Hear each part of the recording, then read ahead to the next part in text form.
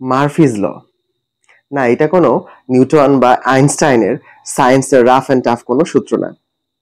Actually মার্ফিজ ল হচ্ছে, ধরুন প্রত্যেকদিন আপনি একটি বাসে করে অফিসে যান এবং বাসটি প্রত্যেকদিন লেট করে আসে, but you are on time. একদিন এরকম হয়েছে, আপনি ভেবেছেন যে বাস তো ডেইলি লেট করে আসে, সো আজকে আমি একটু লেটে বের হই। ঠিক সেই দিনই ঘটেছে অঘটন।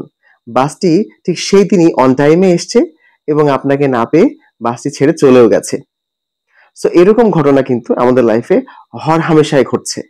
সো এইরকম একটি ঘটনা তার লাইফে ঘটবার পরে ক্যাপ্টেন এডওয়ার্ড মার্ফি, যিনি ইউএস এয়ারফোর্সের একজন ক্যাপ্টেন এবং পাইলট ছিলেন, ঠিক এরকম একটি ঘটনা ক্যাপ্টেন মার্ফির লাইফে ঘটেছিল এবং তখন তিনি বলেছিলেন যে আমাদের কাছে একটি কাজ করবার যদি দুটো বা তিনটে ওয়ে থাকে, তাহলে সবচেয়ে ভুল এবং সবচেয়ে খারাপ ওয়েটাই আমরা কাকতালীয়ভাবে বাছাই করে থাকি।